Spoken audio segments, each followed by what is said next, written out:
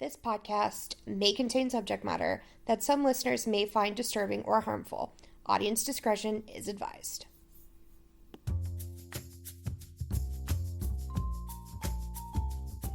Giving free one-sided therapy to the stars of reality. It's Rachel and Kacie with CBT and the TV. CBT and the TV.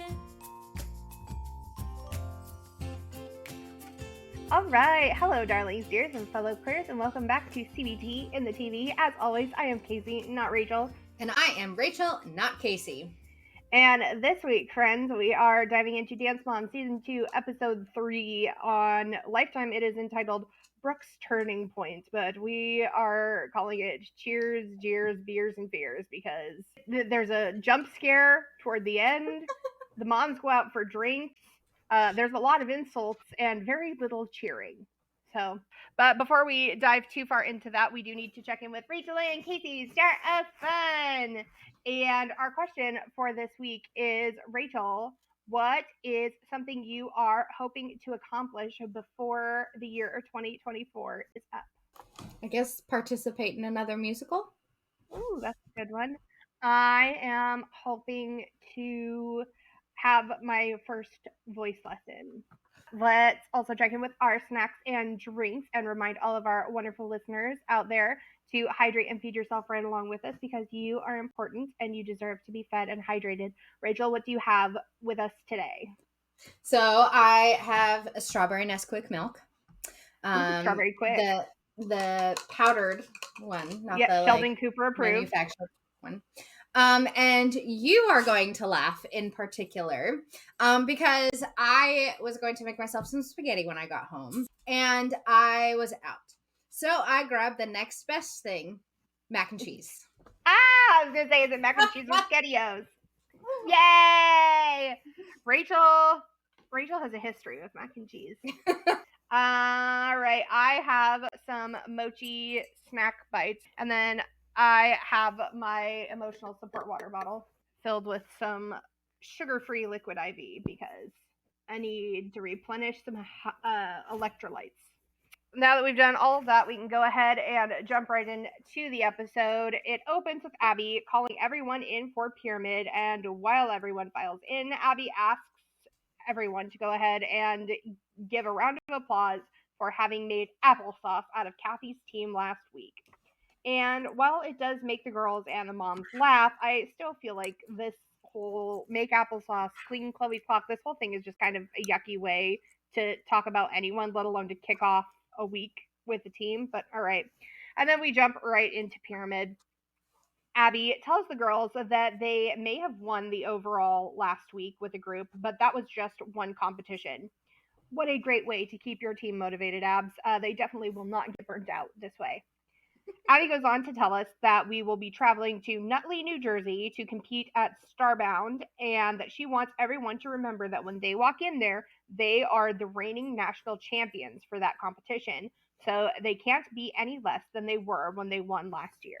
Abby begins talking about how the girls are placed on the pyramid this week, and she reveals that the lowest place on the pyramid has unfortunately gone to Nia. I mean, it's unfortunate when any girl is there, but Nia was so happy having worked her way up the pyramid, and it's just a bummer when she fell. She tells Nia that she was moved down the pyramid for making one mistake in the choreography because that dance was easy, simple, so there shouldn't have been any mess-ups. In an interview, Nia tells us that she's really sad that she's back at the bottom of the pyramid because she worked really hard to get up there, and now she's all the way back down at the bottom again. Next on the pyramid is Kendall. Abby tells Kendall that she needs to learn to read music and that she needs to learn to hear music and that she'll also be staying on probation. In an interview, Abby tells us that Kendall made a huge mistake in the group number by going 4 counts ahead of everyone and being totally off the music. Listen, I'm not big on making fun of anyone for the way they talk, but that is Abby's biggest MO. She loves to make fun of the way people talk, so she can have some of her own medicine right back. Also on the note, haha, pun intended, of telling Kendall she needs to study music, she needs to take music lessons. Let me just say that farming out part of your job to other teachers and insisting that parents and families pay for more lessons is something of a trend that I have sort of noticed in performance, having been a performance kid over the years, that I hate. If you're going to insist that your children learn how to read music, you work that into your own curriculum. Like, if a child is struggling with something after you've truly tried to teach it to them, then maybe you float the idea that they might need extra tutoring, like a music lesson here or there might be helpful for them. But insisting that every member of your dance team or your children's choir or member of your public school chorus has to take extra music lessons to participate in your group, like as an afterthought, and making it seem as though they'll lose their space if they don't do this, like, but you already let them in, so the child would feel like they're losing something really important to them. It's just horrifically uncool, and something tells me that Abby decidedly is not teaching music literacy at all in her day-to-day lessons. So why would she? She's not a teacher. Insisting on this is so weird. There are so many musicians in the world who can only barely sight read. So it's wild to me that you insist that your dancers learn how to read music, but you won't teach them. Next up is Paige, and Abby tells her that she has seen her do her press handstand so much better on. And if anyone is feeling confused, Paige's press handstand was in her unaired solo from last week. So no, you didn't miss it. They just didn't let us see it in the first place. Abby goes on to say that aside from her handstand, Paige did a nice job, so she's giving her the benefit of the doubt. This decidedly feels like one of Abby's narcissistic tendencies popping through. You know, like, I know I treated you badly last week, but I also don't do apologies, so I'll just move you up the pyramid and tell you did a nice job instead. Kenzie is next on the pyramid, and Abby tells her that she won't be in the group this week, but she will have a solo. Right after Kenzie is Miss Maddie. The dramatic and tense music starts playing in the background, so we know we are supposed to be truly shocked by Maddie's placement on the pyramid. Even though in our world, Maddie was only in the group dance last week. She did have an unaired solo, but we didn't get to see it, so, like, I don't know why production felt like the need to play the creepy, terrifying music. Like, yes, we're used to Maddie being at the top, but it's not unheard of for a kid who only danced in the group to not be at the top. We know, thanks to years of behind the scenes snooping and the Back to the Bar podcast, that much like Paige, Maddie did have a solo last week. We just didn't see it. And Abby tells us in Pyramid that she had the highest scoring number of the entire day. I don't know what production was doing with the editing in this episode. Like, we didn't see any of that last week. Why are you including it here? Anyway, she asks Maddie if she scored so highly and she won the whole thing, why does she believe that Abby put her on the bottom? And Maddie just stands there and, like, stares at her like, I don't know. And Abby tells Maddie that it is because she needs to stop resting on her laurels, because Abby wants her to keep improving for the next 20 years and not just the next competition. So she needs to focus on impressing Miss Abby and not the judges. In an interview, Maddie tells us that she wants someone else to be at the top because she wants her friends to be happy and for them to know what it feels like. So sweet, It's but so sweet. it Like, also feels a little... It feels a little forced. Now listen, do I think that do I think that Maddie was really very happy with being moved down the pyramid? No, I don't think any kid would be happy with moving down the pyramid.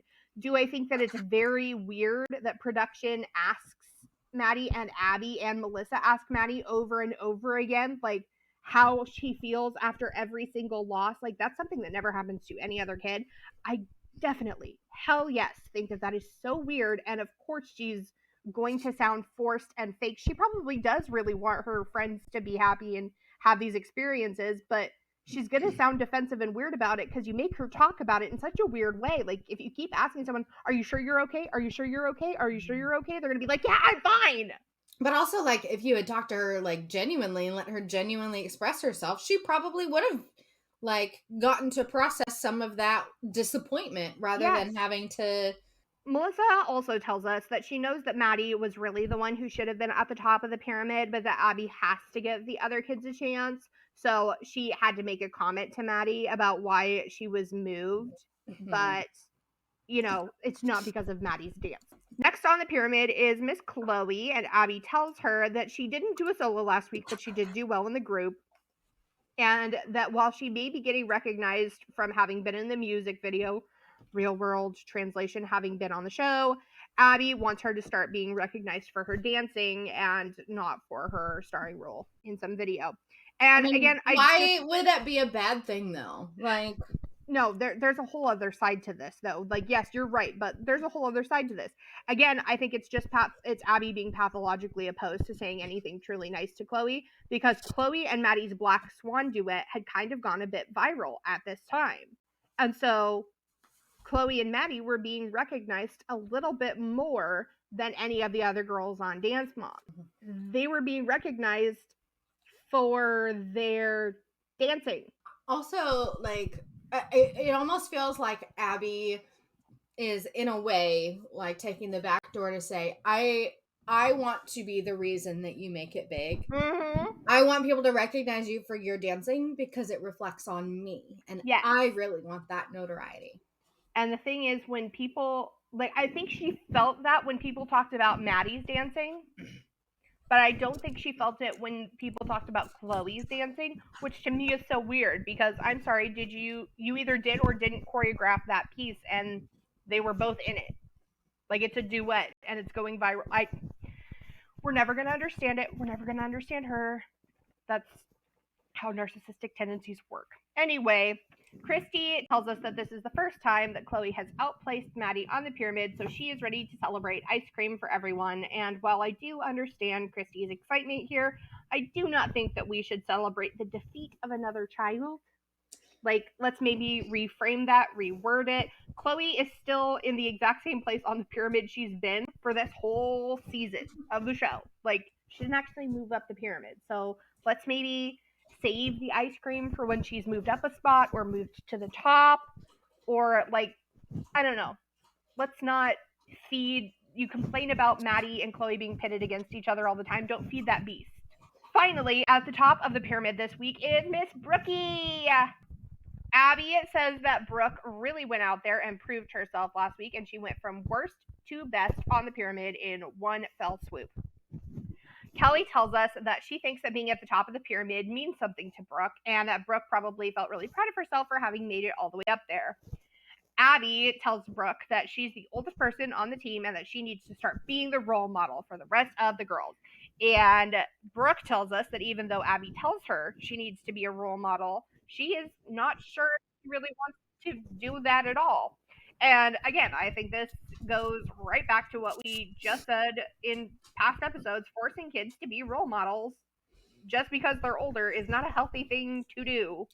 And this True is something, Brooke fashion. It's true Brooke. It's 100% Brooke. She's just being honest. She's not being bratty. Kids who are telling you, like, hey, you're giving me this responsibility and I don't think it's something that I'm cut out for.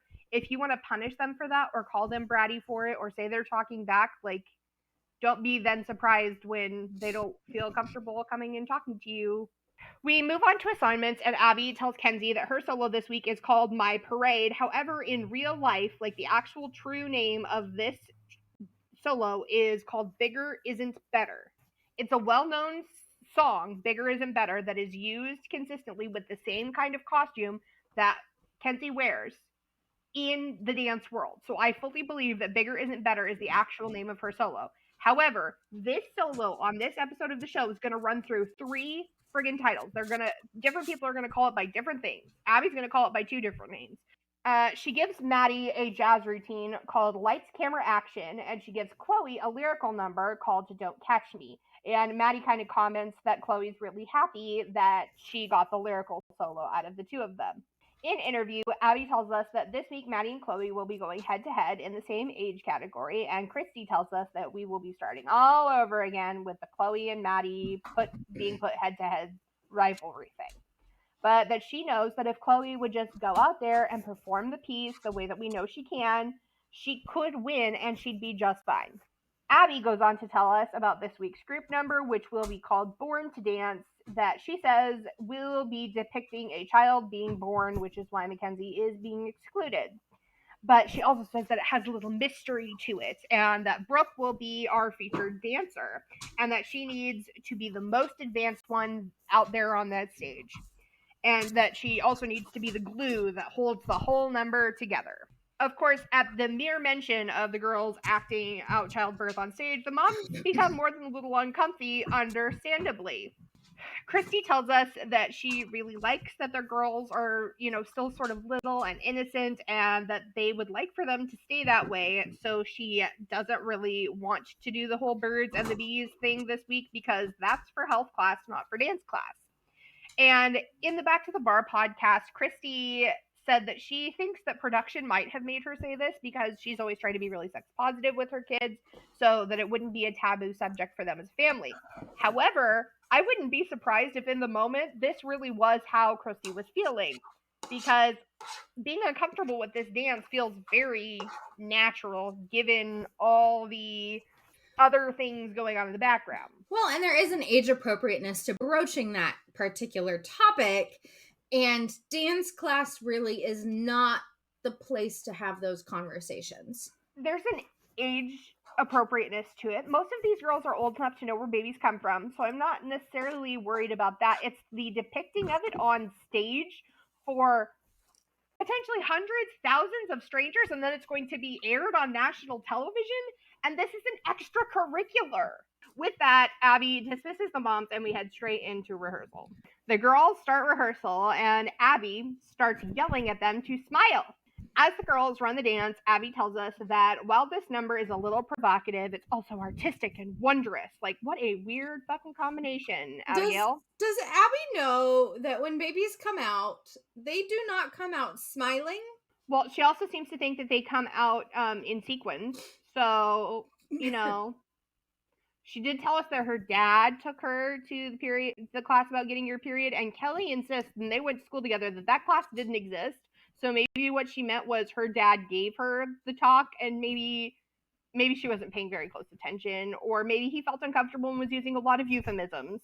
So we don't know what Abby's actual understanding of childbirth is. Fun back behind the scenes bit, at one point she wanted the moms to make like sequined umbilical cords that were like pink and purple, like twisted material together. So this could have somehow been worse. She also says that she has designed this costume she says she designed the costume so the dancers will look like they've just been born. So yes, she believes that the children come out smiling with their hair in a French twist, covered in sequins.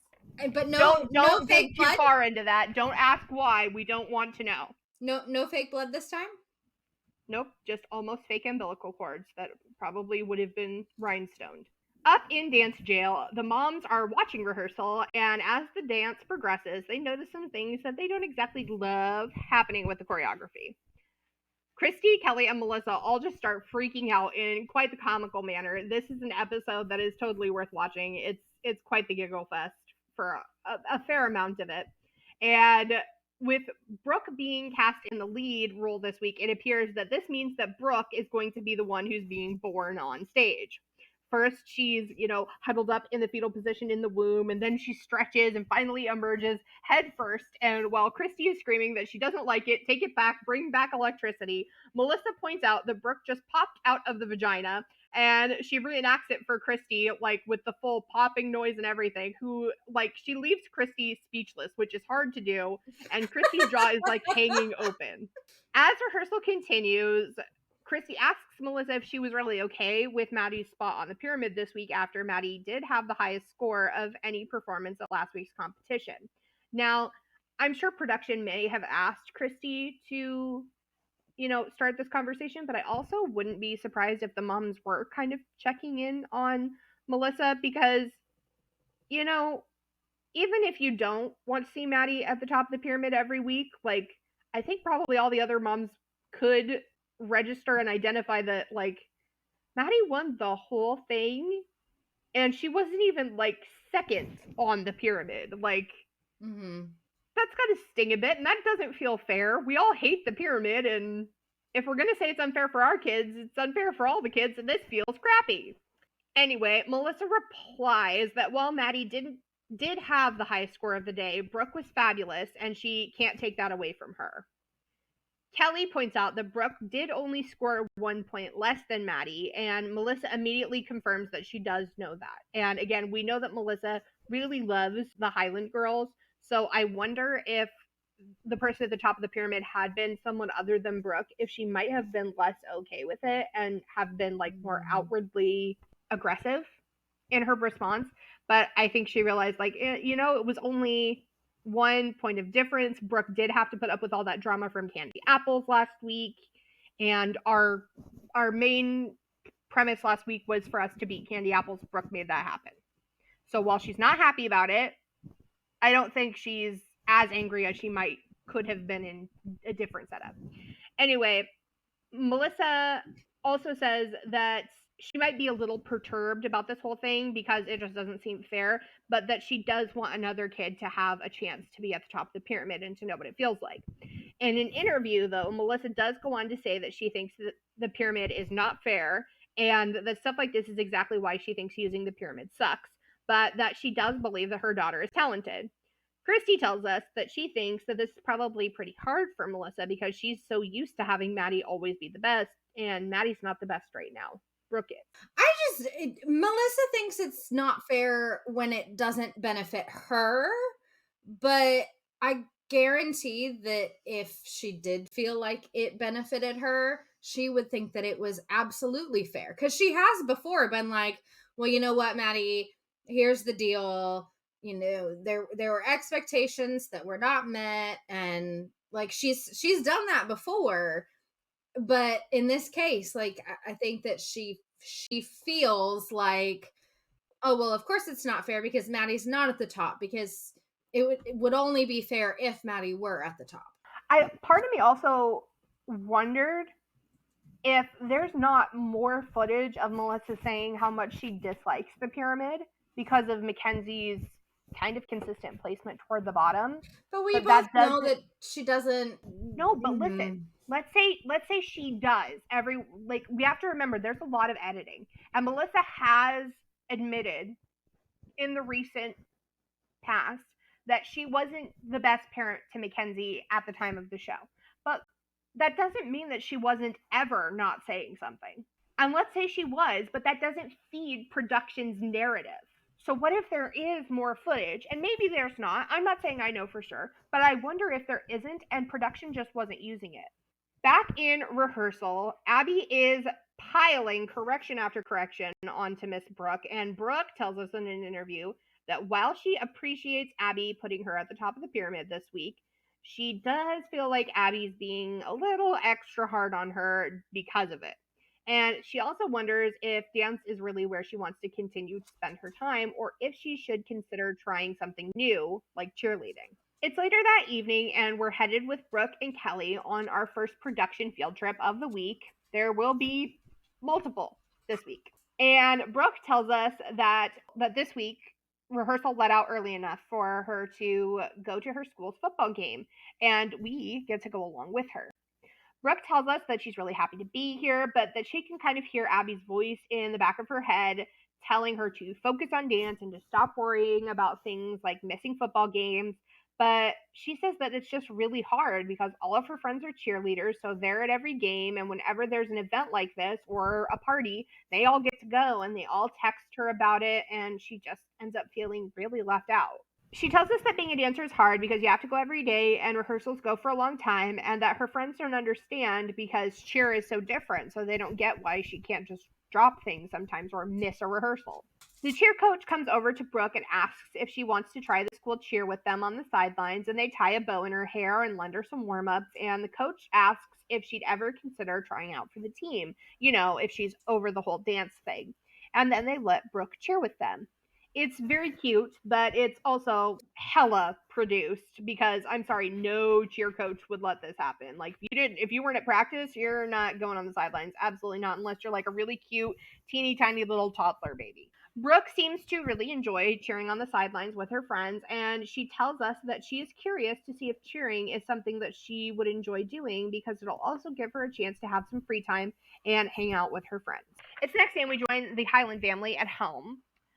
Up in Brooke's room, Kelly pops in to see what Brooke is up to, and she admits that she's been practicing for cheer tryouts, which are this weekend, the same exact day as competition. Now, in real life, none of this is actually happening. All the cheer stuff is staged. Brooke was really was getting burnt out from dance. That part's real. And she did want to actually try cheerleading and other things, but what's happening in this particular episode, the tryouts she goes to last night cheering on the sidelines, that's all staged for the show. Of course, unfortunately, this doesn't mean that Abby is going to go along with any of this and realize that it's just for the cameras and that the Highlands don't have any choice. She's not going to tolerate any of that, even though she loves to say, like, I didn't have a choice. It was all production. I had to be mean to the kids. Like, she has no ability to apply that same logic to other people. She will be going all the way off. Kelly tells Brooke that she wants her to make the decision for herself and that if she really does want to try cheerleading, Kelly will support her, even though she is at the top of the pyramid this week, and that means that Abby is really going to lose it. In an interview, Kelly tells us that she wants to let Brooke try cheer if it's what she wants because she doesn't want her girls to look back on their childhoods and feel like she took anything normal away from them because dance was more important. Kelly has pointed out many, many times since leaving the show that production knew how important it was to her for her kids to have normal lives. And because Brooke was in high school, she had like higher stakes things that she might miss, like homecoming dances, awards, banquets, like stuff that there's only 4 of in your lifetime. So they really liked to make her have to fight harder for them than any of the other moms had to fight for their girls to go to, like normal elementary school stuff. And Christy has corroborated this. She warns Brooke that this does most likely mean that Abby will be extra angry and extra nasty this time because Brooke is at the top of the pyramid and is featured in the group number, and that Abby might not let her come back to the dance studio. And in an interview, Brooke says that she doesn't want to let the team down or ruin the group dance, but she still really feels like cheerleading is just something she needs to try. It's day 3, and Abby is running Kenzie's solo, which the screen tells us is jazz, but I'm sorry, no, it's definitely an acro number. Like, I don't know who comes up with this crap in production, but get a dance consultant. It can't be that hard. There's a studio full of them. Yeah, on the Dance Moms wiki, it does say acro. Kenzie tells us that she's really excited for her solo this week, and Abby tells us that Kenzie really proved herself in last week's group number, so she wanted to reward her with a solo, which she now tells us is called Showtime, even though earlier it was called My Parade. Anyway, Abby tells us that Kenzie's going to be the leader of the band in this number and that she's going to march out there like she's the star of her own parade and that it's going to be adorable. That is, if Kenzie can remember it. To cap off Kenzie's rehearsal, Abby gets right in her face and says, Kenzie, do you get that last year you were like a little baby and that this dance is for the Abby Lee Dance Company? When you go out there, everyone's going to know that you're my student and you're the youngest one I'm taking, so you better not let me down.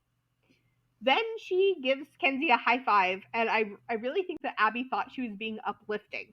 I think too that Kenzie is just so stinking adorable. She just will like smile because she's like, well, I don't want to laugh because I know that Miss Abby is being serious, but it's also really funny to hear Miss Abby say the things that she does. Kenzie's brain, like the way that she's explained it, and we've heard her talk about it when she was little, and we've heard her talk about it when she's older, she said like her brain had automatically reframed it. Like she thought when Miss Abby's face turned red, she thought it was the funniest thing. So she was constantly just like trying not to laugh. Kenzie tells us that she is totally ready to dance with the big girls. I'm like, yes, you are, baby. While Kenzie's dancing, we join the moms, minus Holly, boo, on our next production field trip for the week, and they are taking a break from dance jail to grab a drink. Kelly tells the moms about last night's chat with Brooke about cheer tryouts, and Kelly prefaces by telling the moms that Brooke's just been feeling really beaten down by Abby lately, and like no matter what she does week after week, it's never good enough. And that even this week, being at the top of the pyramid, Abby is still telling her that she's not a good leader and she's not a good role model. So Brooke's been thinking about trying out other things for a while, and she's decided on cheer. But the tryouts are going to be at the same time of this week's competition. The moms all look shocked, and Kelly tells them that she worries that if she doesn't let Brooke do this, Brooke may blame her for it in the future. but that she does realize that this impacts the group and that both she and Brooke feel bad about it. Melissa tells us that if Maddie came to her and wanted to try something new, she'd never let her do it in the middle of a dance season. And what I find wild about this is that she makes no mention of Mackenzie, who we know did ask to try a few other activities. So, like, what were you telling Kenzie then?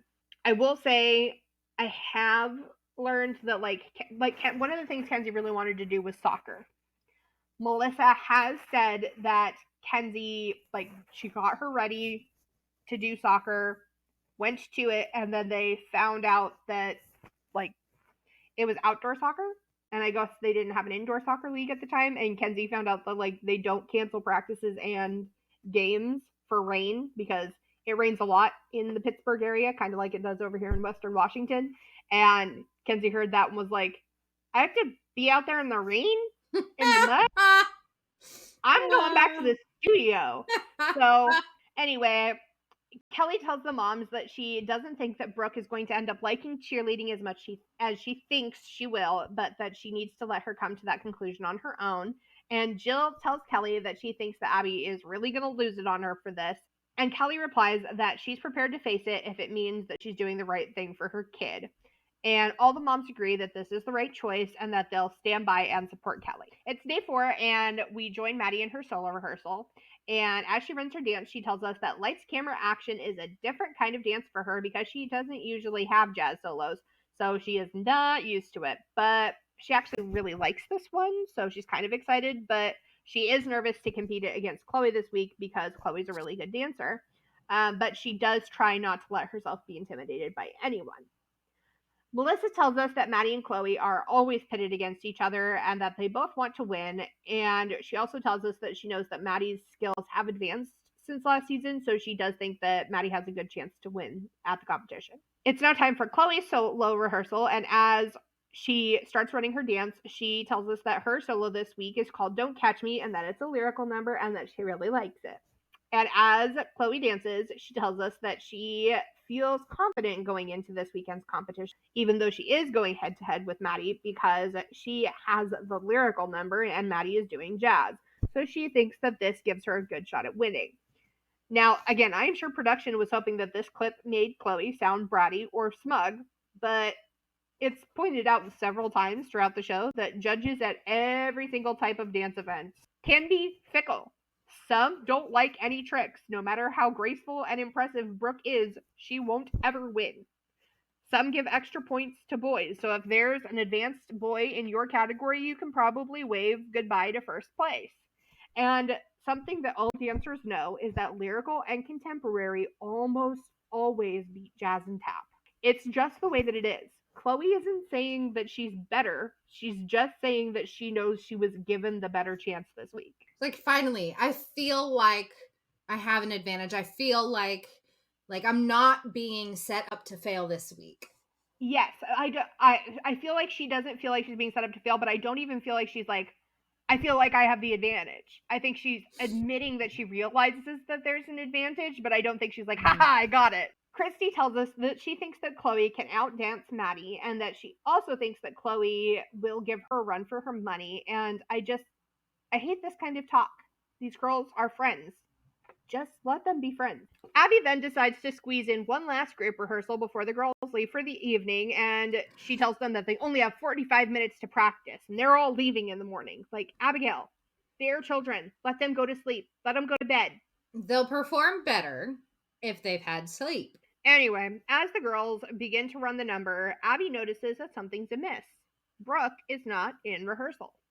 Maddie tells us that she's not really sure that Brooke wants to be on the team anymore because sometimes she just tells them that she hates dance and it depends on the day. And that she also thinks that this is what being a teenager is all about. And I did happen to notice that Maddie was wearing the same top and hairstyle as she was in the interview where she said that she was really proud of herself and Chloe for beating some 16-year-olds in the overalls and that she thought that that was a pretty good accomplishment for us too. And like, I don't know what got into her on this particular day for interviews, but she was just so cute and sassy and spunky, and I am living for it. Up in dance jail, Kelly arrives and the moms let her know that they have filled Holly in on her situation, and Holly tells us that she is shocked to learn that Brooke will not be joining them this weekend, and she can only imagine that Abby is going to truly lose it when she finds out. Back in rehearsal, Abby is screaming at the girls. Even Maddie gets Abby charges across the room at her, and Abby asks "What is wrong with you today?" Oh my lord. The moms notice this, and Kelly says that she doesn't think that things are going to go well when Abby learns about Brooke, and Christy reminds her that she's never been known to back down to Abby. Yay, friendship. That's cute. Jill tells her that she better get down there before Abby's mood somehow manages to get worse. And in the studio, Abby is screaming for Brooke again, and she tells us in an interview that one of the rules at the ALDC is that all members must be present and accounted for at the last rehearsal before a competition. Miss it, and you don't perform. Abby leaves the studio and calls up the stairs to Kelly about Brooke's whereabouts. So Kelly goes down to join Abby in the studio, where we ready ourselves for another Miller Highland showdown. Kelly tells Abby that she doesn't think that Brooke will be able to join them at the competition, and that there is something at the school that she wants to do, and Kelly is allowing Brooke to do it. Abby tells Kelly that she is letting a 13-year-old little kid. I'm sorry, wait a minute. Abby, I thought Brooke was a young adult, not a little kid. Which one is it? I'm confused. Anyway, she's letting a 13-year-old little kid dictate her future and the future of every other dancer on the team. Kelly responds that she wants to let her 13-year-old dictate her own future. And of course, Abby is now having a full-blown major malfunction, claiming that Brooke knew all along. She knew at the start of the week. She knew when Abby announced her as being the top of the pyramid, and that Kelly knew too, and that this is why Kelly's a bad parent, because she let it go on this long, and she let Brooke go the whole week and not say anything. And then she tells Kelly that Brooke is, how you'd say someone did something crappy to you, like that they hummed you over, or they hummed you in the back. Well, Abby says that Brooke is doing both of those things. And when Kelly says that she doesn't think that Brooke is really doing either of those things, Abby doubles down and says that Brooke is hmming her, skewing her, and she can feel it. Not that either of those things would ever be acceptable to say about the child, but Abby still had to take the worst version possible by saying the sexually explicit or sexually suggestive one of the two about a small child. And it's at this point that I really do want to remind everyone that Brooke did not choose any of this. She had no say, no input. She doesn't even really get to try out for the cheerleading that she wants to do so badly, and Abby is still reacting this way. I get putting on a good show for the cameras, from Abby. I get they have expectations of her, but using this kind of language, this sexual language in front of children about one of their peers to her mother, and Abby's actions moving forward, that's what tells you that Abby wasn't putting on a show. She was using the show as an excuse to be vindictive. I mean, she clearly didn't care about sexual content if she's A, electricity, B, Brooke being birthed on stage. Anyway, Abby yells at the girls that Maddie, Chloe, and Kenzie will be going to the competition to compete their solos, but that you, Kendall, you, Paige, and you, Nia, are staying home. Anyway, she's kind of like the people who decide to throw out all of the candy that they bought for trick-or-treating after being asked to give a kid with an allergy a certain kind of candy instead of whatever they pulled out of the bowl. Nope, now no one gets nothing. Nah. Holly tells us that in true Abby spirit, she has decided to handle the situation in extremes by eliminating the group number. And Holly leads the moms downstairs in an effort to appeal to Abby's better judgment and convince her to allow the group to go on. When Abby doubles down and says that Paige, Kendall, and Nia have been dismissed for the weekend, Christy pipes in and says that she and Melissa will not be going all the way to New Jersey just for a solo, and Melissa actually does nod in agreement. Not gonna lie, I'm a little bit shocked, but I love it. I mean, having made the drive from Jersey to Pennsylvania, and they're on the opposite side of Pennsylvania, it can be, it's probably upwards of 5 hours, I would imagine, at least, for them to get there, and then to just do that, it's not worth it.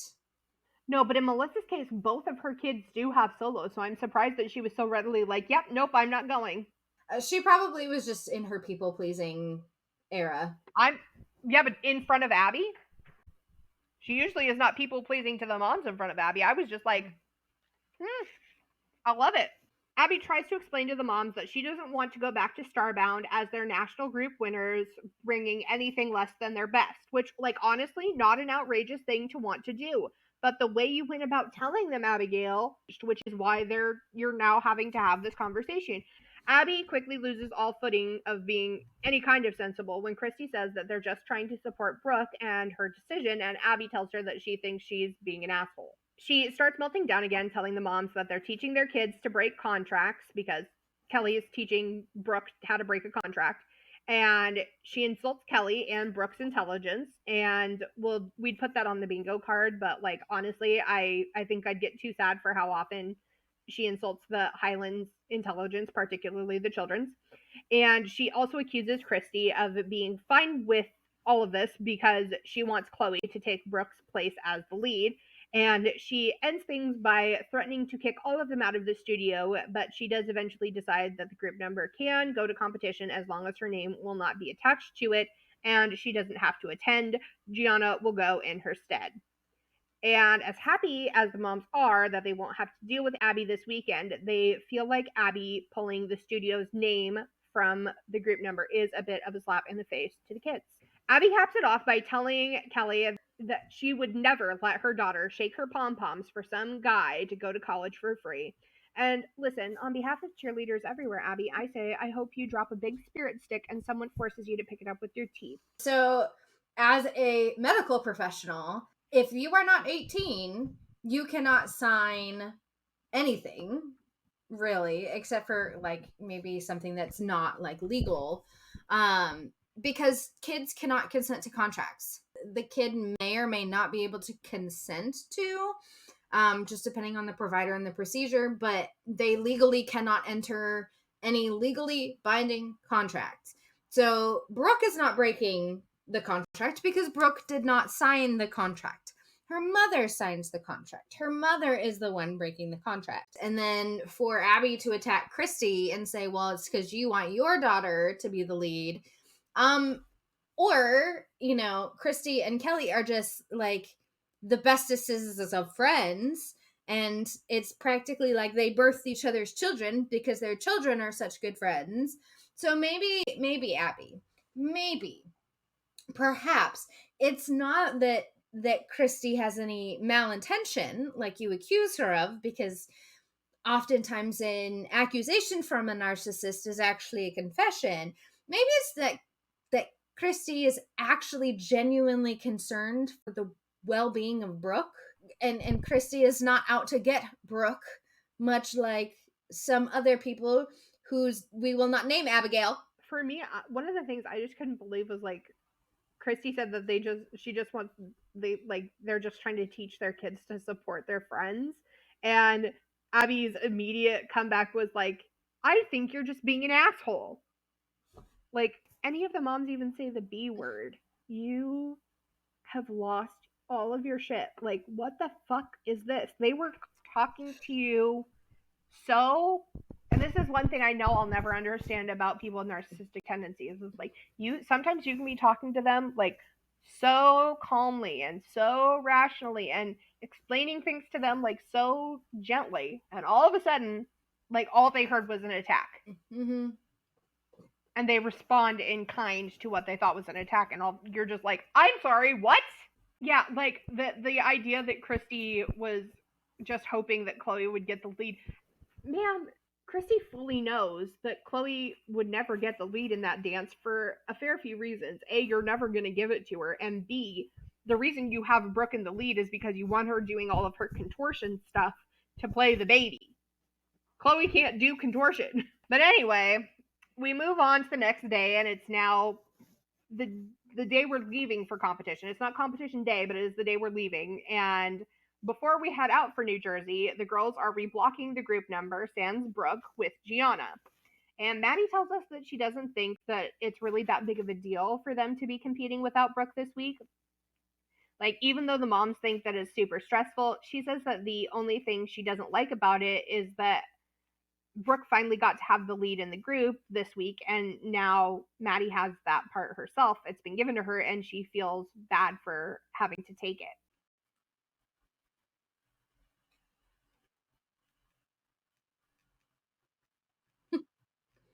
Well, and they just Anyway, love and support each other so much. Paige tells us that she feels bad that Brooke has to make such a tough decision, but that she's going to support her no matter what she wants to do because that's her sister. And Nia tells Miss Abby via her interview, "Go ahead, keep not believing in us, Miss Abby. That's fine. We'll win anyway." Like, so cute. The girls leave rehearsal in a great mood, and we head out to load onto the bus, and it seems like everyone's in great spirits. The girls are happy, the moms are happy, Gia even seems happy. I wonder why. No, I don't. It's because Abby is not here casting a pall over the whole damn thing. The girls are hollering to the bus driver, "Move that bus," and the moms are giggling, and Gia's grinning, and Holly tells us that she's feeling very relaxed heading into this weekend. She thinks the whole thing might turn out okay after all.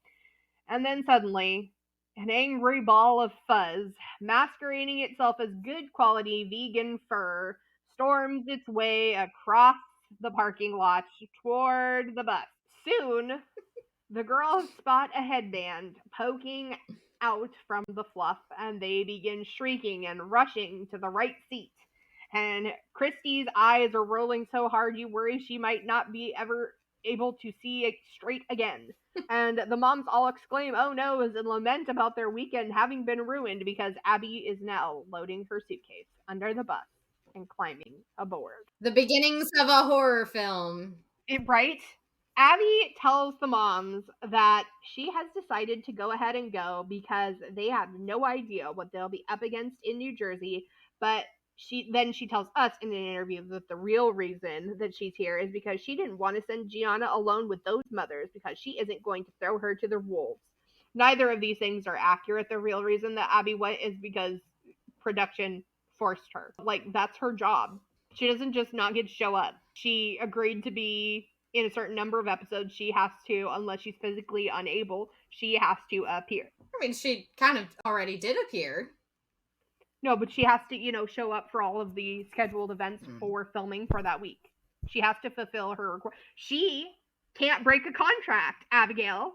Funny how that fucking works. Anyway, Abby then notices that Kelly isn't on the bus with them, and she tells Paige that she guesses they all know who's really important in her family now, huh? And don't get me wrong, Paige looks a little bit sad, but she looks a lot more like she wants to flick Abby on the nose, which I can't really say I blame her for. I don't think that Paige felt that way until Abby said it.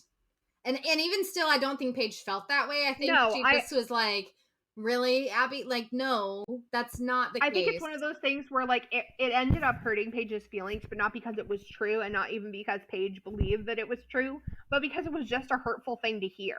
Holly tells us that her feelings of euphoria have ended up being rather short-lived, and she quips that this is just like, what a way to start a trip. We just love Holly. We love Holly. Anyway, the bus starts making its way to Jersey, and as it does, Abby is yelling at the bus driver, naturally.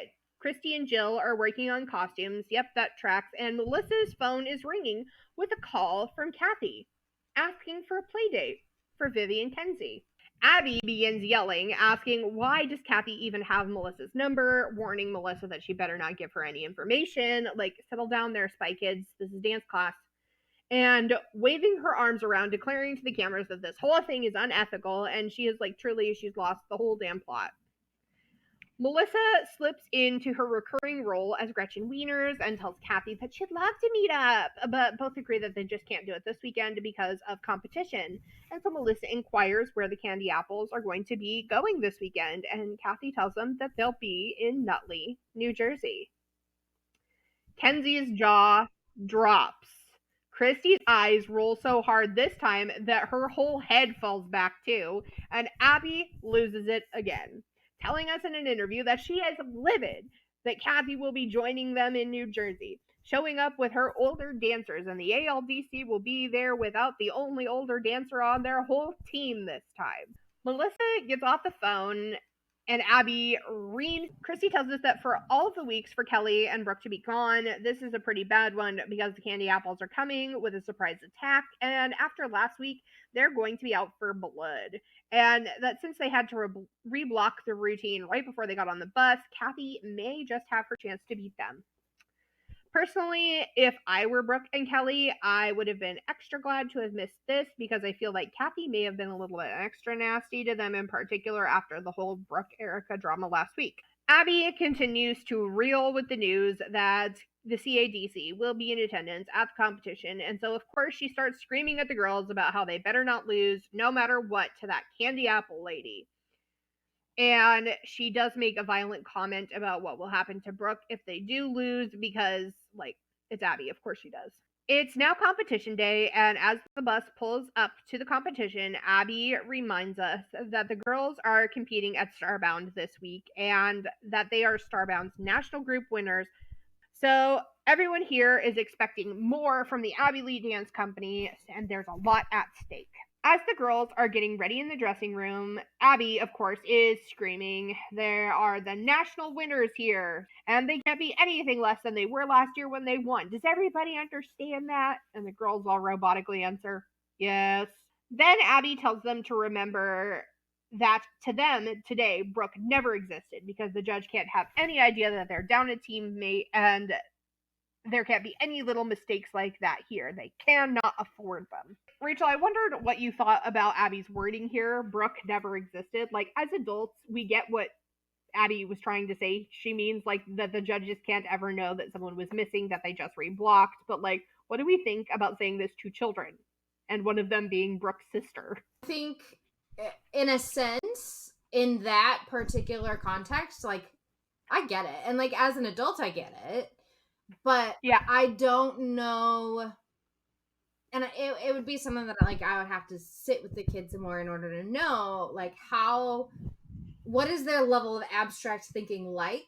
Would they be able to understand the, like, idiom that's being used here? Just thinking of my, like, personal experience with kids, I think if I ever said this to a class of even, like, let's you know, middle the age here. Let's use the average age and say, like, fourth graders. We'll go a little bit on the high side and say a classroom full of fourth graders, and if I told them they better go out there and perform like their soloist never existed, no one can know that they're down a person. I feel like I would definitely be getting some emails from other teachers and parents being like, "Hey, so my kid came home and told me that you told them to pretend so-and-so never existed." Like, they seemed concerned. Like, what's up with that? Yeah, I think giving a little bit more contextual expansion is important for kids to understand what you actually mean.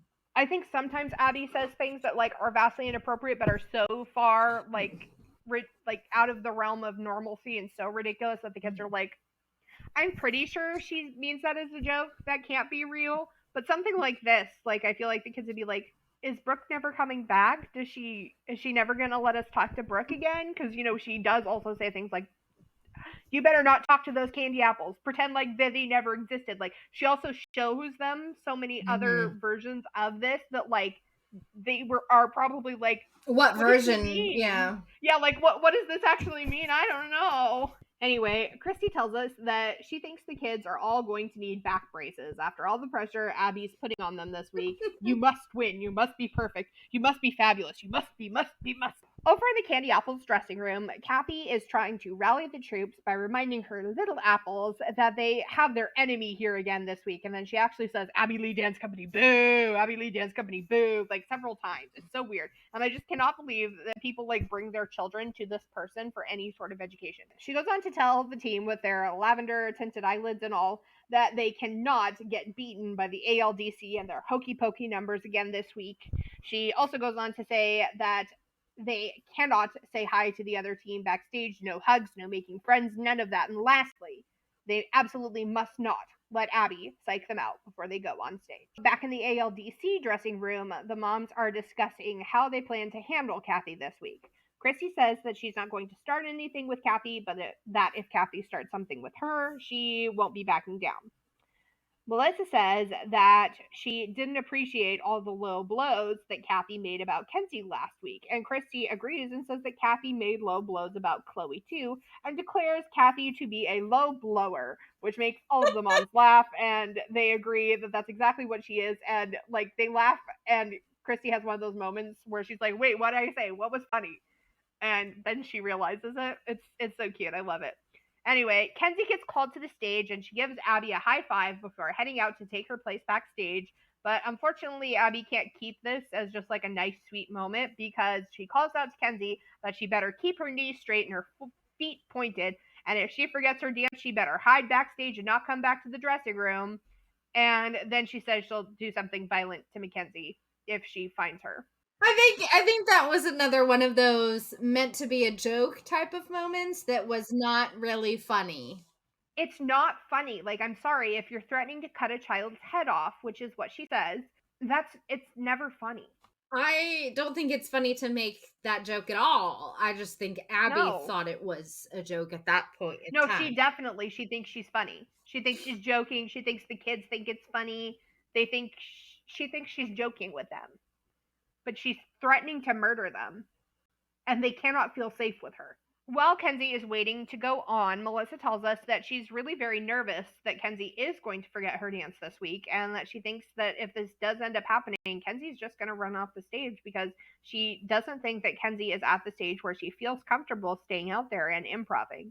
And this is something that will be a recurring theme for Kenzie and some of the other girls throughout Dance Moms. Abby does not teach improv well, but she insists that her girls know how to do it. And I hate this. Kenzie tells us that she has one really hard part in her dance this week, and it's called the round off back handspring. But she's going to show everyone that she's the best. She's just the cutest little nugget on the whole face of the planet, and oh! Kenzie takes the stage, and we do get an okay shot of the dance. Would I like to see more of it? Absolutely. Do I think that it probably was tough for them to show us more of the solo since the music doesn't match? Because like we said earlier, Bigger is Better is a real musical theater song, and it's a big theatrical musical piece. And it was probably hard for them to find footage of the dance that made any sense with the weird, like, free use circus music that they had playing for her. That's what they dubbed it with. But Kenzie does seem to do very well, and most importantly, she remembers all of it, so we do not have to worry any extra about her physical safety. Like, we don't have to worry any more than we already worry about her physical safety being in proximity to Abby. Abby tells us that Kenzie nailed her aerials as well as her back handspring, and she even says that Kenzie's come a long way in a really short amount of time. Kathy decides to interrupt Abby and Melissa's cheering for Mackenzie to tell them that they are in the wrong seats and that those seats were for the candy apples and that they're supposed to sit somewhere else. Now, on the Back to the Bar podcast, Christy pointed out that she's pretty sure that production had the ALDC like spread out in the theater that day, which she thought was weird at the time, but it appears to have been a ploy to create this extra drama with Kathy. And I hate it because it led to Kenzie erasure. Abby just tells Kathy that she doesn't care and that until she sees a gold-plated plaque on the back of the seat with Kathy's name on it saying that it belongs to her, the ALDC will sit wherever they damn please. And again, like, I hate agreeing with Abby, but Kathy interrupted baby Kenzie getting her flowers, and I hate Kenzie erasure, so I am on Team Abby on this one. Chloe is backstage and getting ready to go on for her solo, and she tells us that she thinks that she's gaining more confidence in herself because she's noticed that she isn't really getting nervous backstage anymore. She just runs through her dance and gets ready to go out and have fun. Oh, I love it so much. I love this for her. And I desperately wish that things could have continued to get better for Chloe after season 2. Anyway, production also clumsily cuts together some audio trying to make it sound like Chloe says she thinks she's going to beat Maddie, but you can literally hear the cuts in this clip. And they do not show Chloe's face saying any of it. So, like, nice try, edit team, but, like, no. Chloe takes the stage, and it is beautiful to watch. We get a decent shot of the dance. And honestly, I think this goes on my list of my favorite Chloe solos.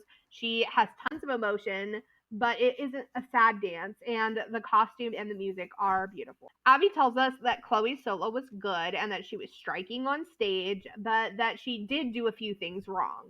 Like, oh, fuck you, Abby. Like, Can't say anything nice. Don't say anything at all. We've met your mother, and she totally seems like the kind of person who would have said that to you. So, like, keep your yap shut. Melissa tells us that she loved Chloe solo and that she thought that Chloe did great, but that her daughter is number one in her eyes all the time. Now, listen, I'd be totally fine with this statement if Melissa had said just one thing differently. If she'd said that her daughters are number one in her eyes all the time. Kenzie had a solo today too, Melissa, and she did a great job. And even though she isn't in the same age category as Maddie and Chloe, this is still Kenzie Erasure, and you're her mother. I texted Kacie and I was like, ma'am, you have a whole ass other daughter. I might have even let this slide if Kenzie hadn't had a solo this day and hadn't nailed it. Because, you know, they do their interviews weeks later and, like, maybe the question wasn't framed that way, but I'm sorry. They would have had you watching the footage and you would have known that Kenzie also had a solo that day and that her dance teacher threatened her with murder if she didn't nail the number, and she went out and she nailed it. And you're still only talking about Maddie. Anyway, Maddie tells us that she feels confident going up against Chloe, and she feels pretty prepared for her solo, and that she thinks she will do well even though it's jazz. She still thinks she's going to pull it off. Right before Maddie goes on stage, Chloe gives her a kiss on the cheek, and she gets a little lipstick print on her face, and the girls have like a mini freak out trying to get it off before Maddie steps from behind the curtain. It's so cute. These girls are just little baby best friends. Just let them be that. Stop comparing them. Stop saying they need to beat one another. Give them more duets, and just let them be happy with each other, please. Anyway, as Maddie struts onto the stage, Melissa tells us that she thinks there's a lot of pressure on Maddie this week because she's Starbound's national solo title winner, and so she has to dance fabulous.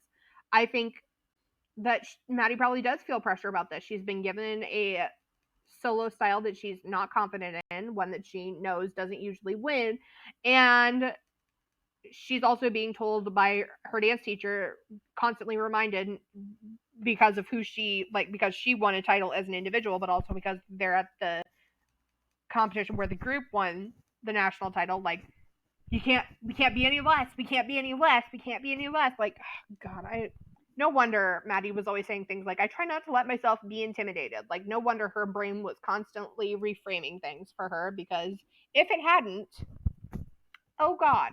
Maddie's solo goes well, and we do get a decent shot of the dance. However, I will say that I noticed that Maddie seems to enjoy jazz pieces more when they're group dances. She gets super animated. You can even see it like during Party last week during Bad Apples. Maddie can get really into jazz dances. But when she has the jazz solo, it just doesn't feel like it speaks to her. Not that she's not great, not that the technique isn't there, and not that she isn't putting on facials. It's just usually when Maddie dances, there's like a spark in her eye. There's something extra that you can't teach when you're teaching someone to perform, and she doesn't have it here. And that's not because Maddie's not a great performer. It's because she doesn't feel connected with what she's dancing. Of course, Abby says that Maddie looked like a professional, that the competition flew in here just to entertain the crowd instead of a kid entered in the competition, which to me sounds a bit like compensating. But, you know, I'm just an armchair detective over here. I'm not the expert. On her way back to the dressing room, Maddie tells Gia that the dance felt weird. Gia asks her what was weird about it, and she tells Maddie, like, I like when we have you do jazz. And Maddie replies that, like, she knows, but she doesn't like it. And I love that Maddie was, like, openly communicating and advocating for herself. Like, don't give me these dances anymore. I hate this. Back in the Candy Apples dressing room, someone has given Kathy one of those voice-changing microphones. Jesus Christ, this was the last thing she needed. And it doesn't really matter, though, because the voice-changing effect of this microphone seems to go right over Kathy's head, because she changes her voice herself anyway before speaking into it. And she starts yelling, Abby Lee, Abby Lee, Abby Lee. And, like, that's the pitch of her voice even before going into the microphone. And she's mic'd up for the show, so the audio on this clip is just wild. Kathy talks with her team about having noticed that Brooke isn't here today, and she tells them that she bets that Brooke is gone because she's trying out for cheerleader. And this little clip, like, had me like, hello, production, are you there? It's me, Little Miss Tired of Your Absolute Buffoonery. Because in what world would Kathy actually know that? This, of course, was just a not at all clever way for production to have a segue back to Pittsburgh for us to join Brooke at the production set up stage and hosted cheer tryouts. And by segue, I don't mean the fancy like switch up. I do mean like the scooter that you ride on, because that's how well this segue was set up. And with the segues, generally you would hit a small pebble or a little And tiny go crack flying. and flip right over the Yep. handlebars. That's how well this That's segue was set the up. segue. It's not meant to be like, this is a short distance and we still can't make it. Anyway, as Brooke is warming up with her friends, she tells us that she's a little nervous today because she's never cheered before. And if anything, I think she was probably scared that production was going to surprise her by bringing Abby in as a super secret surprise judge for extra drama. Now, we aren't going to spend too much time going over these tryouts because, again, like this whole thing is just fake. But they do have Brooke do some jumps and cheer in a group and then lead a cheer by herself to make sure she can hold her own and to make sure she can talk. Ultimately, and completely unsurprisingly, Brooke makes the fake team at the fake tryout that was only faked at all because of the TV show that she was on. Chrissy and Kelly have confirmed that the judges for the tryouts were just 2 crew members for the show and then the cheer coach from earlier in the episode. So, like, even Brooke knew that none of this was truly real, although both Chrissy and Kelly did wonder if Brooke was maybe a little surprised when they said that she made the team, because Kelly thinks that Brooke kind of thought that maybe they were going to make her do a fake cheer team for a while on the show along with like dancing for the show. So I would be very interested to hear Brooke's take on this, but I couldn't find anywhere, and I did try. We headed to solo awards, and Kenzie takes first place overall in the petite category. Yay, Kenzie! And Kenzie tells us that she felt great when they said that the winner is her, and that's how she words it. She's so cute. I felt great when they said that the winner is me. And Abby tells us that Kenzie is improving a lot this year because she's starting to want to dance, and that is what is causing the improvements. And I just feel bad that Kenzie has been dancing since she was 2 and only started enjoying it now 5 years later. Like 70% of this kid's life has been spent doing an unnecessary activity that she didn't even like. We move to the junior category, and Maddie takes 3rd place overall. Chloe takes 1st. The MC asks Chloe how she feels about her win, and she says she feels awesome. And then she tells us that it felt really good to take 1st in the overalls because there were so many good dancers at the competition, so she felt surprised and happy at the same time. See, you can't make these girls look like brats. Christy tells us that this is a really proud moment for her, and that she had been wanting a moment like this for Chloe where she felt good about herself, good about her dance, and had a good outcome, because it proves that Chloe can dance the best, and that is what she did today. Melissa tells us that she doesn't care that Chloe won because she knows that something was off with those judges because her daughter was flawless today, and she believes that Maddie was cheated out of 1st place. Unfortunately, she does not use the word cheated. She says that Maddie was gypped.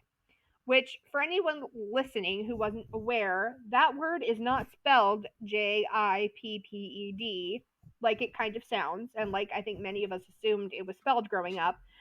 It's spelled Gypped,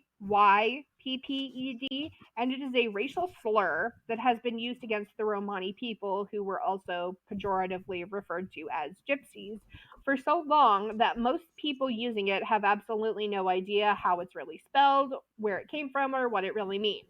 Now, I don't think that Melissa realized what she was saying back at this time, but I do think that it's awful that Lifetime has yet to bleep it out, since we know they fucking love to edit. Melissa goes on to say that Abby explained to her that the real reason that Maddie didn't win was because she looked too much like a professional and not like the amateurs that were dancing against her. And like, sure, Jan, whatever you and Marcia have to tell yourself. Abby tells us that Chloe messed up a whole big part of her dance, and that while she wants Chloe to have confidence, she wants that confidence to come from actually being a good dancer and not just from winning trophies. Like, I'm sorry, ma'am, but isn't your entire personality based on how many kids you have working on Broadway? Kind of sounds like your confidence built on trophies. Just saying.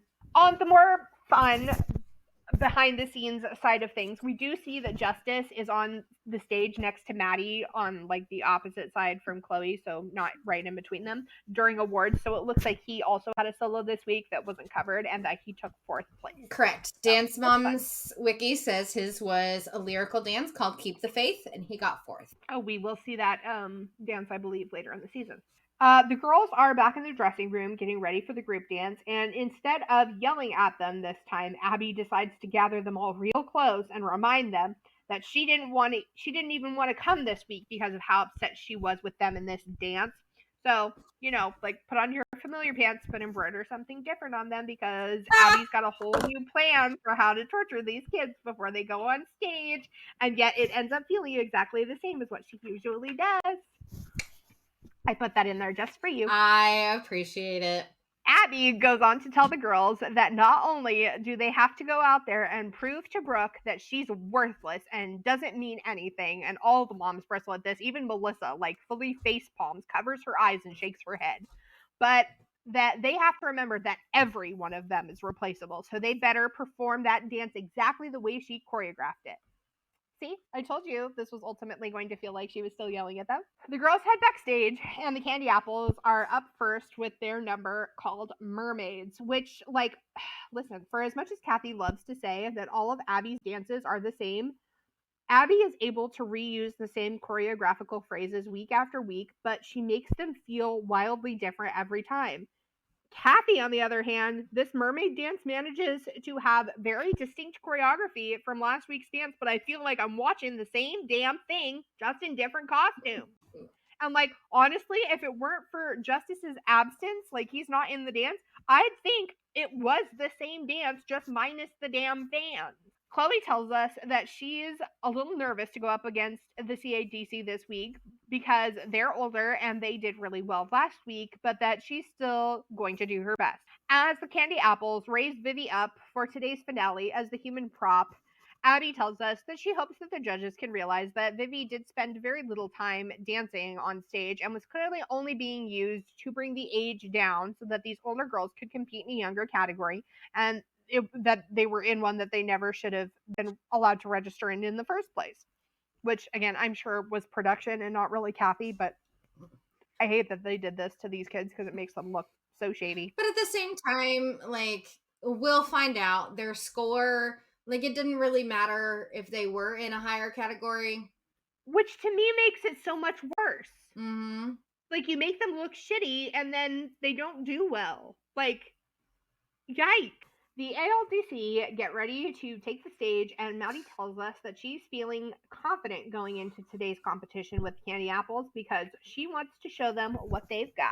The dance begins, and honestly, we get a terrible shot of this group number. We spend more time cutting between the judges and Abby and the moms than we do watching the dance. And the music's playing the whole time. It feels very weird. And Christy has said that she's not sure why they shot the dance like this because she said that it was actually a really beautiful number and it could have led to some great footage.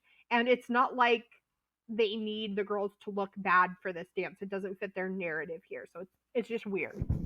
After the routine has finished, Abby makes a snarky comment to us about the girls succeeding without Brooke. So, she's not actually complimenting anyone, but we know she thinks she is. We head to the group awards, and Nia tells us that the Candy Apples can't beat them.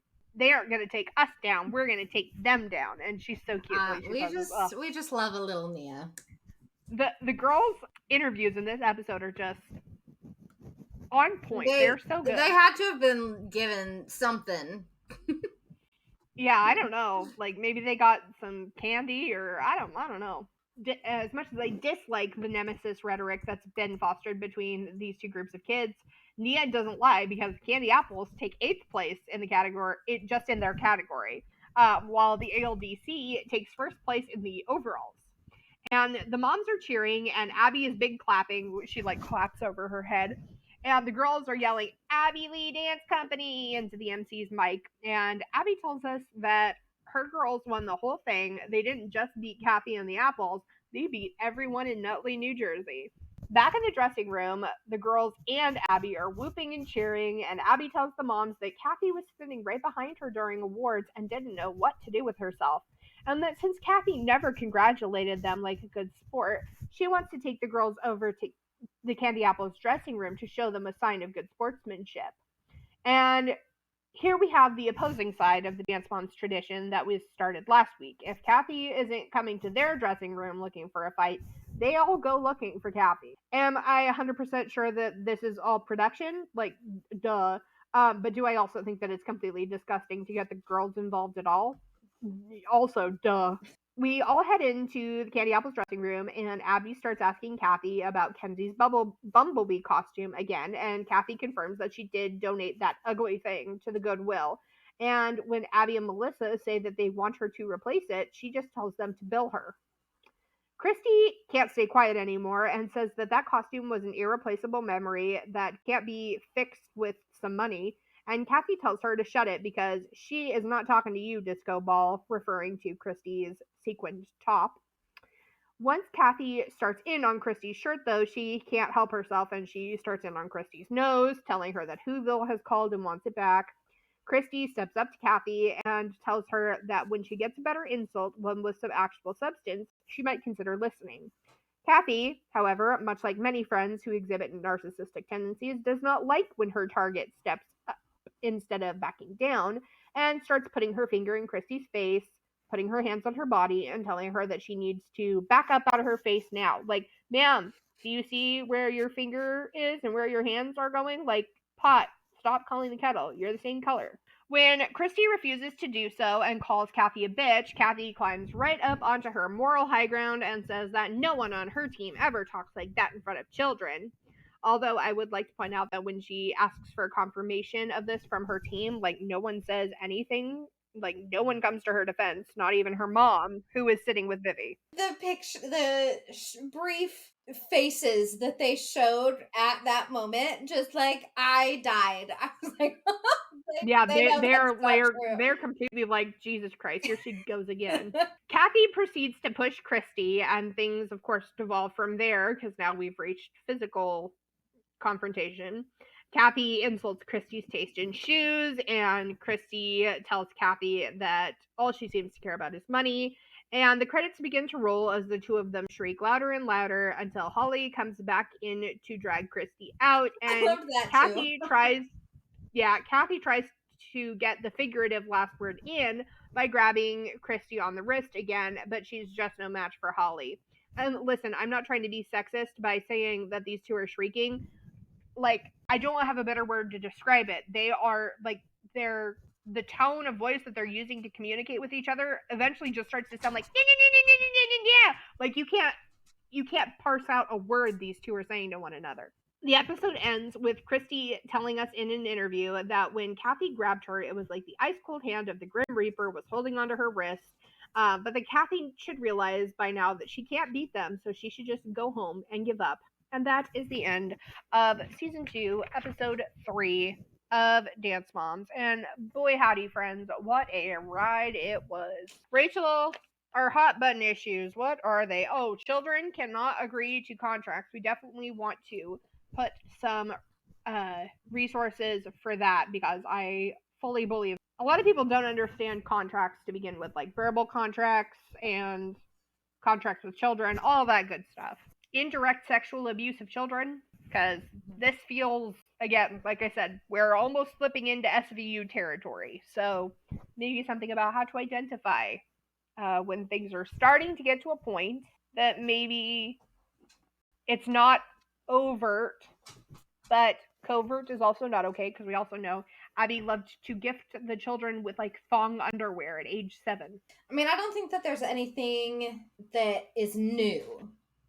I think a lot of it is just the recurring themes. Yeah, but I think all of our other stuff, you know, racism in the classroom, ableism in the classroom, all the stuff that we've said Abby does before, she still does now. How to identify narcissistic tendencies and how to deal with people who have narcissistic tendencies in your life. All those things are still going to be available, but you know, every time we cover this show, we uncover something new, and this time it definitely happens to be indirect sexual abuse of children and understanding contracts, particularly pertaining to small humans.